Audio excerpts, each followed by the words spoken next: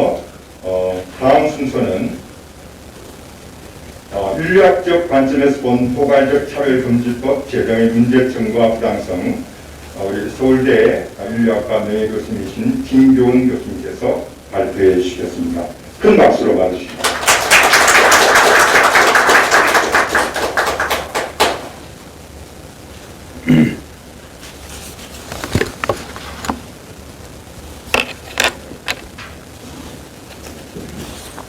네, 방금 소개받은 진교훈입니다.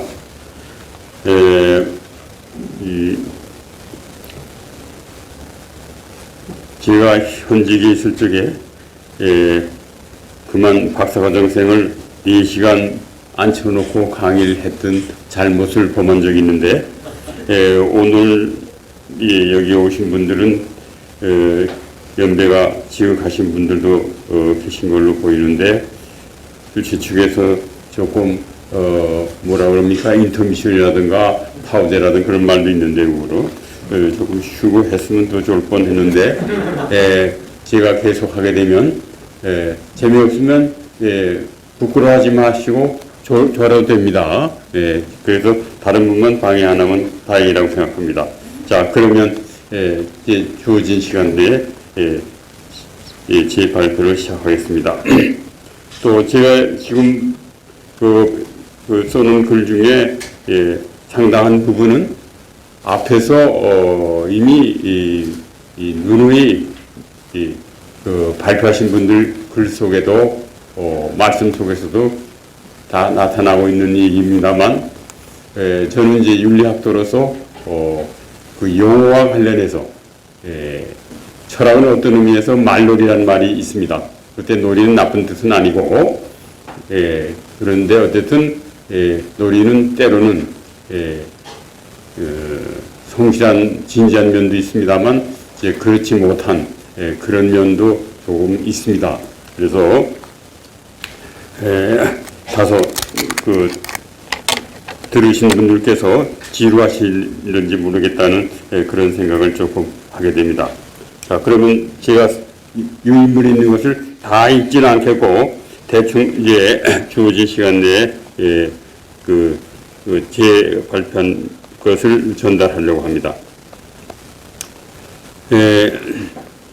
저는 포괄적 차별금지법안, 소위 젠더 평등법이 안고 있는 동성애를 포함하고 있는 성적 지향과 자기 결정권에 대해 윤리적인 관점에서 그 문제점과 부당성을 조금 전에 얘기한 것처럼 말놀이의 관점에서 하려고 합니다.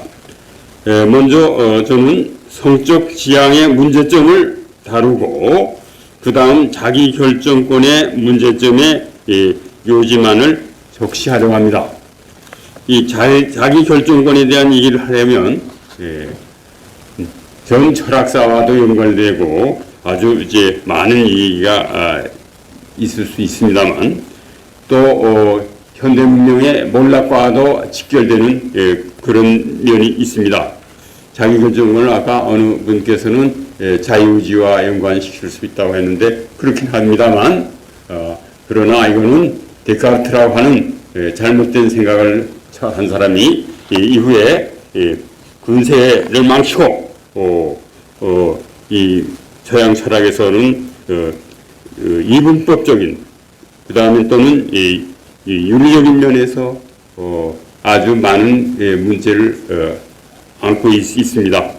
어쨌든 이 자기 결정권에 대한 얘기는 하나기 또한 강의하기에도 상당히 바쁜 그런 많은 논의가 있을 수 있는 얘기라는 것만 말씀드리고 저는 여기서 자기 결정권이 가지고 있는 이 요지만을 적시하려고 합니다. 우선 성적 지향이라고 하는 말이 가지고 있는 문제점을 살피면서 우선 먼저 생각해야 할 것이 성별이라고 하는 말, 성선택 혹은 성별이라는 말이 가지고 있는 문제점을 이제 살펴보겠습니다. 우선 성별의 정체성이 있느냐 하는 생각을 우리가 한번 해봐야 할 것 같습니다. 이 포괄적 그 소위 차별금지 법안 2조에는 성별을 여성과 남성, 그 다음에 엉뚱한 얘기가 나옵니다. 그 외에 분류할 수 없는 성을 말한다고 규정하고 또 제3의 성인 젠다라는 말을 명시적으로 포함시키고 있습니다. 그런데 이 말이 얼마나 잘못되고 있느냐는 얘기를 그 이하에서 제가 하는 얘기입니다.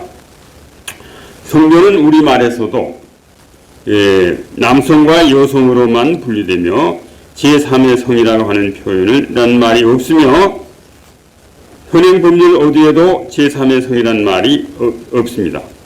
그러므로 만일 성별을 남녀의 또 다른 제3의 성이 있다고 해석을 하거나 주장을 하려면 선별 요건으로 적어도 사회적 합의가 반드시 있어야 할 것입니다. 따라서 제3의 성이란 표현은 현재까지로는 매우 인위적이고 자의적일 뿐만 아니라 그 저변에는 특정한 집단의 이익을 도모하려는 저의가 있어 보입니다. 이 점에 대해서도 앞에서 발표하신 분들께서 분명히 말씀해 주셨습니다. 따라서 제3의 성은 개념의 보편성이 결여되어 있으므로 용인되어서는 안 된다는 것이 저희 생각입니다. 또 문법에서 우리 말놀이에서는 이제 문법을 중시할 수밖에 없는데 문법에서 남성과 여성 외에 중성이란 말을 더러 사용하기도 하는데 이 경우에 중성은 독일어를 비롯해서 우리말에서도 물건을 가리키는 말입니다. 만일 어떤 사람을 중성으로 호칭한다면 그것은 그 사람의 인격을 모독하는 것이 되고 인간의 존엄성을 파괴하는 아주 못된 짓이 됩니다. 어린이를 어린 것이라고 물건처럼 취급하는 것은 어린이의 인격을 무시하는 것입니다. 더군다나 공공연한 영아살인, 즉 낙태는 바로 어린아기를 물건으로 취급하는 데서 생겨난 악행입니다. 사람은 여성이거나 남성일 뿐입니다. 그러므로 우리는 제3의 성이라는 말을 공공연하게 사용해서는 안 됩니다.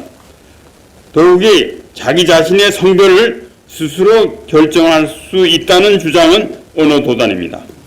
태초에 하느님께서는 인간을 창조하셨을 때 엄연히 남성과 여성으로 구별하셨습니다. 예수님께서는 창조 때부터 하느님께서는 사람들을 남자와 여자로 만드셨다고 명확히 말씀하셨습니다. 그 마르코복음 나오신 말씀하신 이루신 것처럼 남자와 여자를 임의로 바꾼다는 것은 근본적으로 천도, 하늘에도 천리에 어긋나는 만행입니다.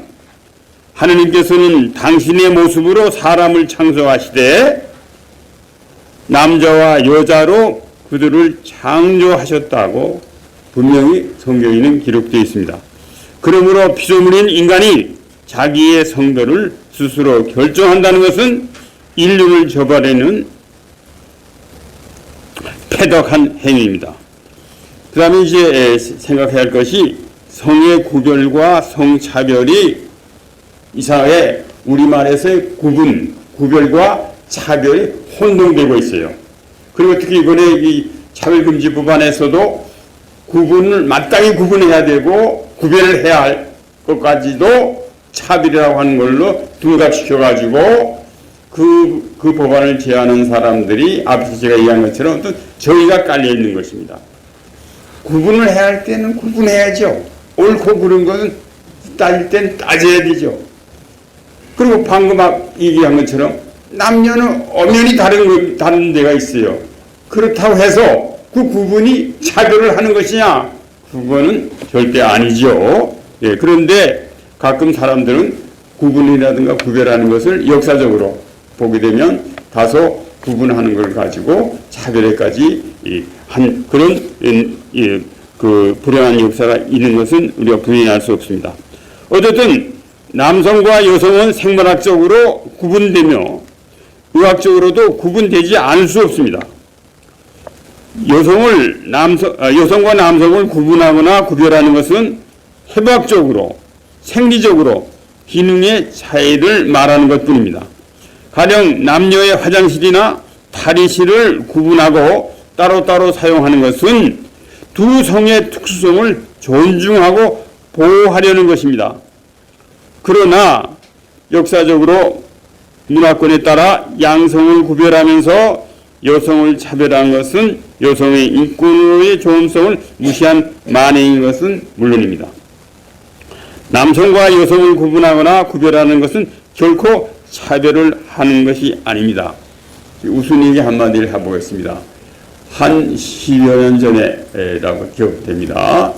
드골공항이나 프랑스의 드골공항에서 소위 여권론자들께서 이 화장실을 이용하는데 여성은 좀 더 줄을 많이 서야 되고 남성은 이제 줄을 좀 적게 서다 보니까 이게 잘못된 거다. 그래가지고 여성과 남성의 화장실을 없애가지고 여성도 남성 화장실 하나의 화장실에서 그래서 여성도 서서 소변을 보고 해야 되는데 이게 생리적으로 가능한 거냐.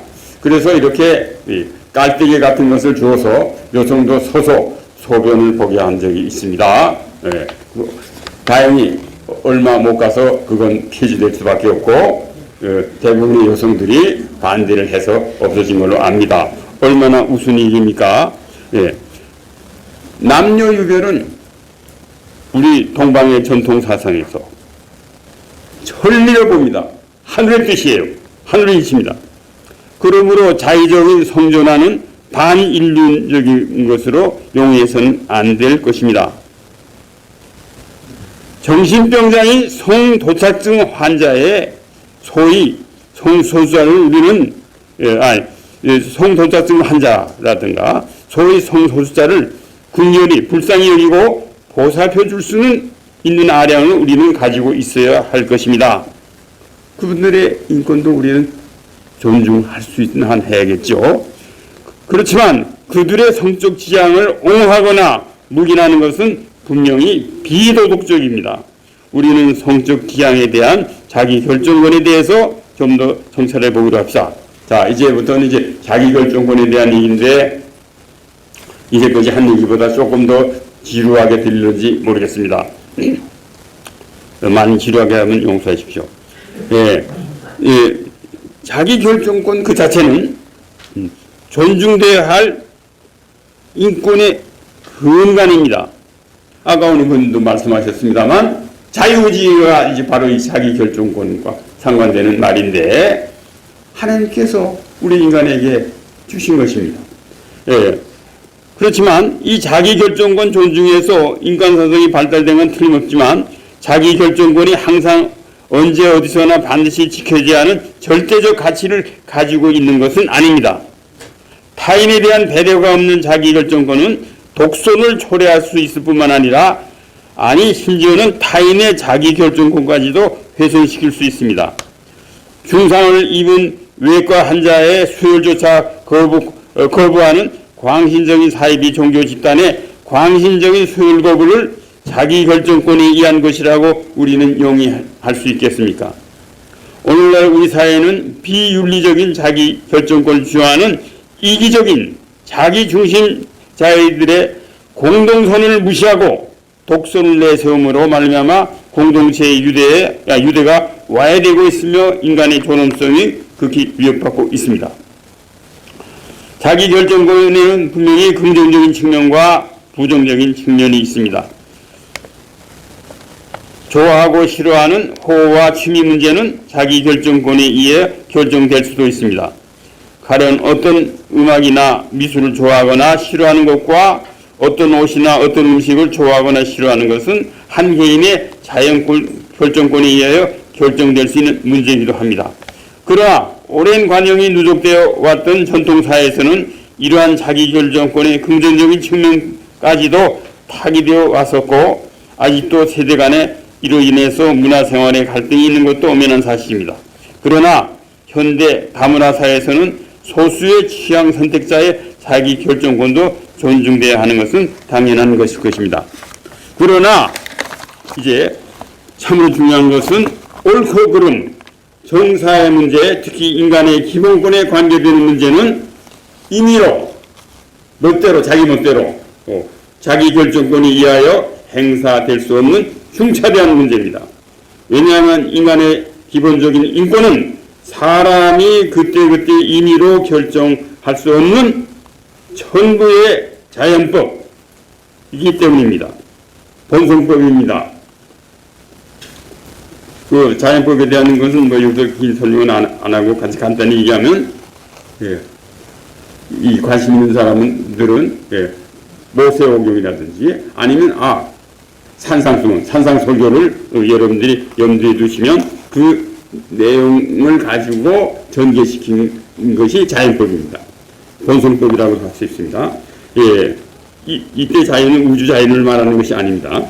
예컨대 영아 살인과 자살 같은 인간의 생사 문제와 수간과 근친상간이나 동성교동과 같은 윤리 문제는 사회제도의 근간을 위협하는 문제이며 인간의 기본적인 인권에 속하는 문제이므로 인간의 공동선을 파괴하는 자들이 자기 결정권에 결코 내맡길 수는 없는 것입니다. 기본적인 인권이 초국가적인 천부의 자연권, 즉 자연법이라는 사상은 대한민국 헌법 제37조 2항에도 명시되어 있습니다. 기본적인 인권은 사람이 임의로 정하거나 변경할 수 없는 천부의 것으로 최대한으로 보장되어야 한다는 것은 한국의 대부분의 헌법 학자들도 동의하는 것입니다. 자기 결정권이란 사람이 자기의 삶을 결정할 수 있다는 것을 의미하기도 합니다. 이제 그러면 그 다음에 이제 앞에서 잠깐 언급했습니다만 루돌프 부트만 같은 20세기 큰 개신교 신학자는 근세 철학 이후 인간이 스스로 생각하고 스스로 판단하고 스스로 행동할 때 비극은 시작되었다고 말한 것처럼 자기 결정권의 남용은 요원의 불길처럼 현대의 죽음의 문화를 초래한 것입니다. 가령 자살을 하려고 하는 사람을 다른 사람이 그 사람을 도우려고 그 사람의 잘못된 확신에 반대하여 그 사람이 자살하지 않도록 강요하지 말아야 한다는 주장도 자기 결정권자의 주장에 의하면 가능해질 수 있습니다. 그러나 이것은 엄연히 자살 방조죄에 해당되는 범죄이며 비윤리적입니다.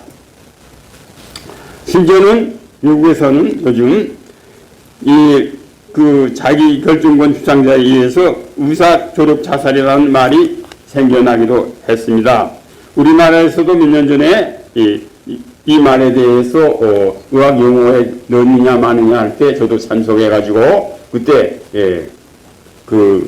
이 의사는 사람을 살리는 데 최선을 다하는 사람인데 이제 이런 말을 넣어가지고 이제 정부 살인업자가 되려고 하느냐 하고 이런 말을 아예 우리나라에서는 쓰지 말자. 이거 이렇게 주장한 적이 있습니다. 그 다음에 이제 건너뛰겠습니다. 이제 그 다음에 이제 이 말과 이 유물론적인 소형 근세의 계몽주의 이가 이 자기 결정권에 대한 이 일을 이제 일을 하는데 거기에 이제 이 인권이라는 말이 들어 끼어들기도 합니다만 이 이야기는 이제 제가 이제 시간상 이제 조금 생략하기로 하고 그 다음에 이제 오늘 조금 나중에 질문해 보려고 했던 말인데 소위 말하는 큐어 이론이라고 하는 말인데 아까 김영환 교수는 신학이라는 말을 써서 깜짝 놀랐어요.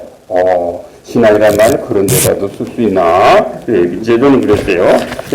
그런데 그 나름대로 유래가 있어요. 해법적으로 뭐 조금 그런 말이 왜 나오게 되는지 이해하는 면도 좀 있습니다만 그러나 참으로 이건 잘못된 생각입니다. 그 이론이야만 나는 남자라고 주장하면 여자라도 남자로 인정해야 하고 나는 나는 여자라고 주장하면 실제로는 남자도 여자로 인정해야 한다는 주장을 하게 됩니다. 요컨대 생물학적인 성은 사회적인 억압자에 의해서 강제로 결정되기 때문에 틀린 것이라고 그 큐 이론을 지지하는 사람들은 주장합니다만 이러한 말도 안 되는 주장이 소위 동성애자들에게는 하나의 준칙이 되고 있습니다.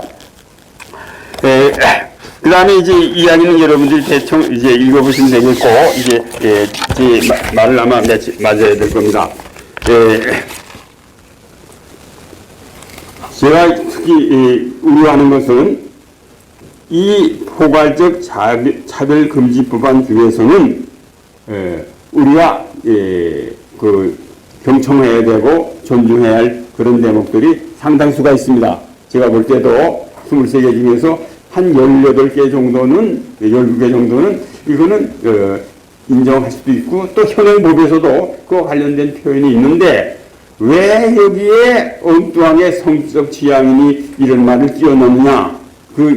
저희는 또 아까 다른 말씀들을 해주신 분이 있기 때문에 제가 더 얘기를 안 하겠고, 요컨대 윤리학에서 이런 말이 있어요. 논리학에서 미끄럼타기 이런 말이 있습니다. 이런 조금 너그럽게 혹은 포괄적으로 이해하다 보면 거두절미해가지고 어떤 특정한 집단이 교묘하게 파고 들어와가지고 그걸 악용할 요소가 있다는 것입니다. 어쨌든 간에 우리가 여기서 오늘 생각해야 할 것은 자기 결정론에 토대를 준 이 자유주의적 개인주의는 기본적으로 무신론에 입각한 것입니다. 그런데 아주 나쁜 의미 인간 중심적입니다.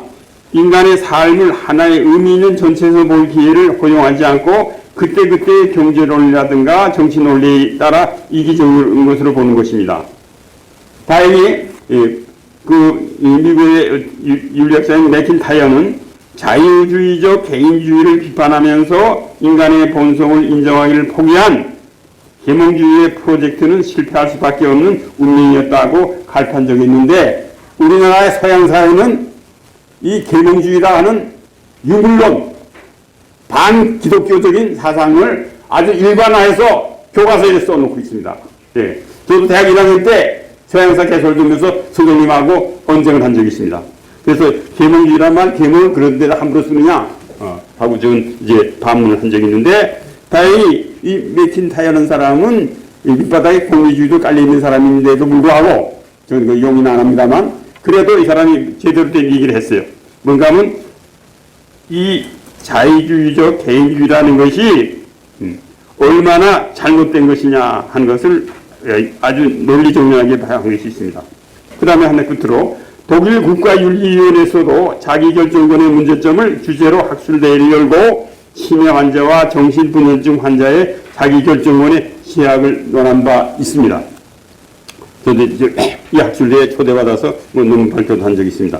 우리는 우리 사회의 성적 지향을 자기결정권이라고 함부로 주장하는 부도덕한 현상을 더 이상 방치해서는 안 되며, 더욱이 포괄적 자가염금지법을 입법화하여 비인도적인 성적 지향을 자기결정권으로 획책하려는 이런 시도를 단연코 저지해야 할 것입니다. 우리는 인간의 존엄성을 고수하고 온 결의가 다 함께 살 수 있는 공동선을 강구하지 않으면 안 될 것입니다. 감사합니다. 네, 감사합니다. 이어서 우리 최진 교수님께서 토론 질문해 주셨습니다. 최진 교수님께서는 횃불 트리니티 신학대학원에서 조직신학을 가르치고 계십니다.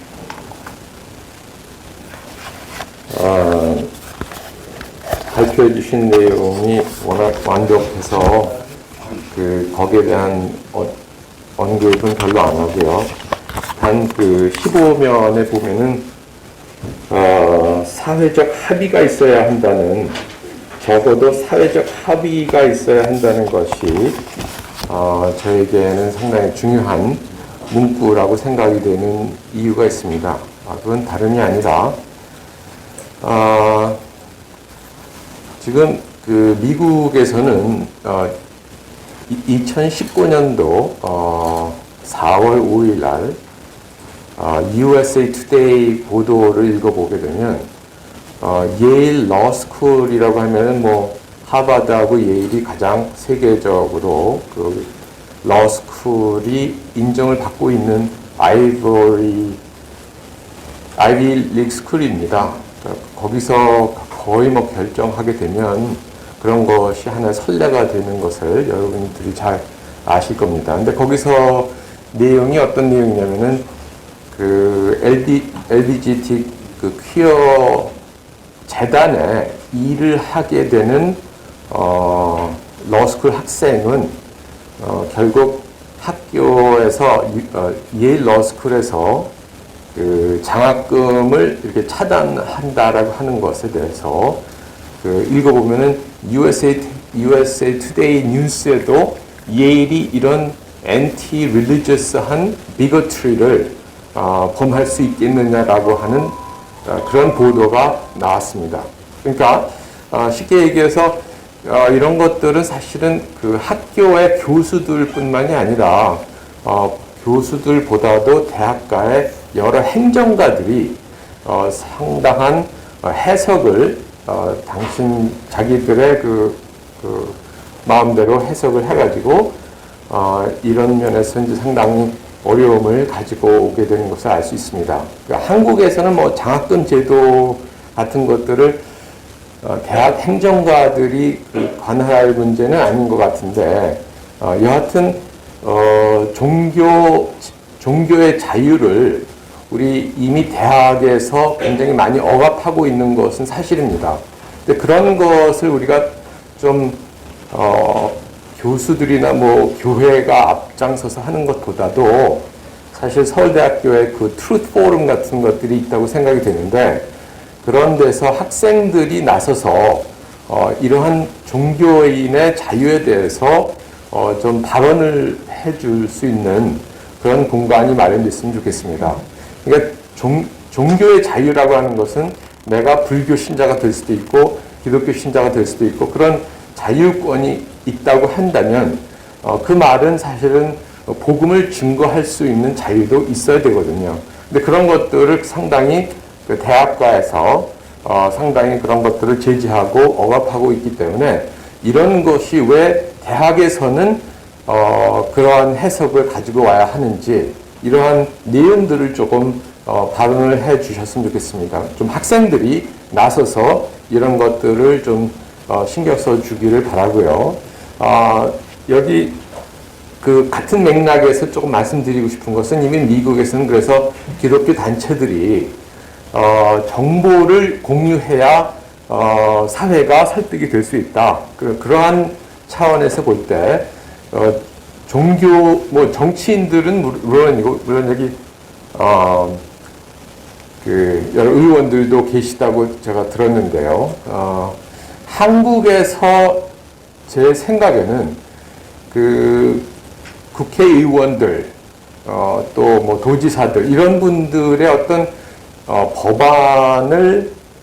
법안이라든지 어떤 여러 가지 그 실적에 대한 보도는 되어 있는데 이분들의 그 가치관 같은 것들이 좀 명쾌하게 웹페이지에서 공유가 되어서 예수 믿는 사람이든지 뭐 아니든지 누구나가 그 정보를 공유할 수 있는 그 정치인들의 프로파일을 비약하는 것이 아니고 정말 인터뷰와 그들의 법안에 대한 그러한 입장들을 명백하게 공유할 수 있도록.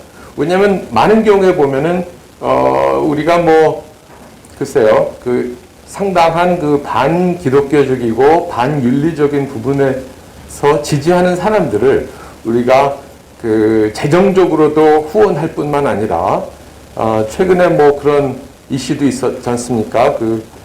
이러한 정치인을 우리가 정말 알고 뽑았느냐 이런 질문들을 한 것과 같이 제가 생각하기에는 우리 대한민국 그 시민들이 이러한 정보를 공유할 수 있도록 그런 것들을 좀 제안드리고 싶은데 거기에 대해서 어떻게 생각하시는지 바로 말씀해 주시기 부탁드립니다. 네, 감사합니다. 질문에 대한 답변을 부탁드리겠습니다. 지금 그 질문이 요건데 학원에서 종교의 자유가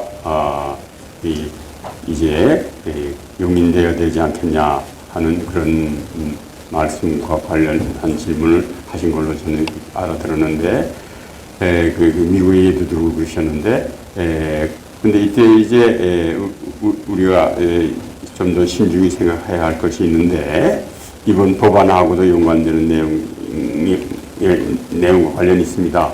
몇 분들께서 이미 다른 곳에서 우려하는 그런 발표를 하신 걸 제가 읽어봤는데, 이제 예컨대 그 종교의 자유를 이제 존중받아야죠, 각자의.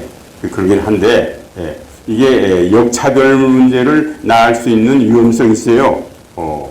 그래서 가령 제가 한 40년 전에 이화대학에 가서 어떻게 해서 강의를 하게 되는데, 그때 이 진화론에 대해서 이제 제가 비판적인 관점에서 이 얘기를 한 적이 있는데, 놀랍게도 그때 제 강의를 들었던 분 중에 대부분이 교수들이셨는데, 근데 놀랍게도 아예 무신론적인 유물론적인 바탕을 깔고 심지어는 제 앞에서 러브머신 얘기를 해요. 이 인간은 기계라는 식이고 이런 식으로 얘기를 하고, 그러면서 제가 쓴 의학적 인간학에도 분명히 밝혔습니다만, 현대 그 해부학이라는 의과대학 교과서에 아주 그 중요한 역할을 하는 사람이 자크 모노드입니다. 여기서부터 이제 우리 이제 기관, 그러니까 우리 신체 기관이 얼마인지 바뀔 수 있다고 하는 그런 가능성을 이제 한 사람이지만, 저는 매우 위험한 발상이라고 비판하는 사람입니다. 어쨌든 인간은 기계가 아니죠. 그런데 어떻게 이 연세대학 이화대학에서 교수라고 하는 분이 유물론을 공공연하게 바탕으로 하고서 이 얘기를 할 수 있냐? 이런 사람은 이 학교의 설립 목적하고 틀리는 게 아니냐? 나는 개인적으로 기독교 신자가 아니지만 나는 그건 옳지 않다고 본다. 또 내 대학의 동기 중에 자기 나름대로 열심한 기독교 신자가 있는데, 이 사람이 불교대학의 교수가 되면서 얼마 안 돼서 불교가 미신과 관련됐다 하면서 이게 해가지고 이게 문제가 돼서 결국 학교를 관두게 되었을 때, 제가 어디서 만나고, 자네 이 사람아 거기 어딘데 처음부터 모르고 갔어. 그리고 그거 가서 불교의 좋은 점 얘기하기도 바쁜데 거기 가서 그걸 공개적으로 얘기하면 거기서 가만 놔두겠냐? 너 그만두기로 얘기 잘 됐다. 근데 오히려 나는 그렇게 얘기를 해준 적이 있습니다만, 제 얘기는 종교의 자유는 아주 우리 하나님께서 주신 신성한 권리죠. 그러나 나와 생각을 달리할 수 있는 사람이 있다는 것을 적어도 우리는 인정을 해줘야 됩니다. 인정을 해주지만, 그러나 그것이 아까 방금 얘기한 것처럼 역차별을 가져올 수 있게 된다면 이거는 아주 잘못된 것일 수 있다는 겁니다. 그러니까 그때 조심해야 됩니다.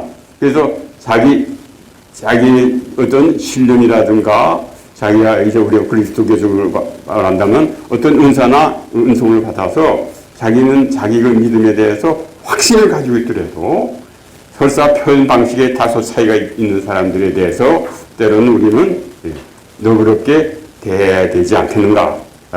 그리고 학교에서는 적어도 교육상으로는 여러 가지 가능성을 일단 제시는 해줄 수 있어야 되고, 그 다음에 그분이 그거를 시시비비로 어느 정도 얘기를 하면서 자기의 소견을, 물론 교수는 책임을 가지고 얘기할 수는 있지만, 그러나 아예 학교에서 그 종교의 자유와 관련된 것을 금지시키는 것은 아주 신중을 해야 하지 않겠는가, 이런 생각을 전하겠습니다. 네, 감사합니다. 네.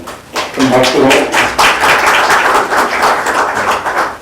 시간이 많이 좀 진행돼서 자동의 질문은 이따가 좋은 시간으로 미루도록 하겠습니다. 지금 2시간 이제 지났는데 좀 힘드시죠? 네.